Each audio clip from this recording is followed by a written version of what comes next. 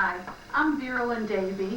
I was known as Vera Hermanson back in my early days, and I started as a camper in '64 and '65, worked on staff the next 2 years, took a few years off of college and came back in the early '70s for a couple of years. So I'm one of the alumni, shall we say, of those early years. I think what struck me coming back today and what my memories are is the symbol that we use, God to man and man to man, the two relationships, intersect, and that's the point that things start to affect other people, or that's the point at which you can make impact. That we can't have either relationship isolated. You have to relate to people, but you have to have a relationship with God.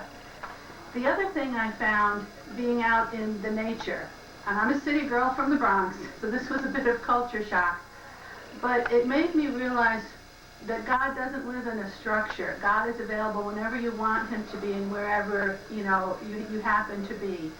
That he's accessible, for whatever your needs or wants or thankfulness may be. So that's sort of one of the founding things, that struck me of my experiences here. In terms of values or things that taught me about myself, one is which is kind of self-reliance. We were of that worker camper generation, but it really made me view myself as equal to any of the guys or men, and not to take a back seat, that except for a few physical things, you could do whatever the guys did, and that I think has stood me in good stead.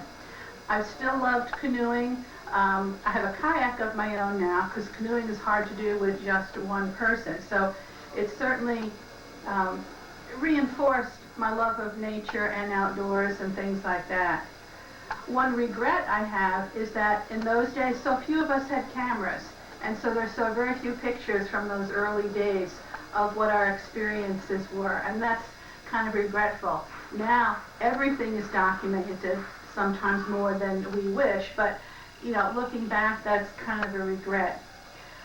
This morning I hiked down the loop trail and over the bridge away, and one of the things I always remember there is we had a big group from my church that came up at the beginning of the summer each year, and then the summers I worked here. The blueberries would be ripe, and we could pick them to put in our pancakes or have on our cold cereal. And sometimes when the mountain laurel was blooming, you didn't need a flashlight to walk on some of the trails because it was so bright, type of thing. So I revisited some of those places this morning, and that was kind of fun. In looking at all the sweatshirts out there, that certainly brought back memories. I didn't see any of the maroon ones, and maybe they all got thrown away because they bled so badly. That was in '66, we had the maroon ones, I think. We tried to tell some of the guys during our staff trip into town to do laundry to wash that separately, and some of them didn't listen, so some of the guys had pink underwear for the rest of the summer. So those are some of the things that have popped into my head as I've been here just yesterday and today. Okay? Mm-hmm. Okay.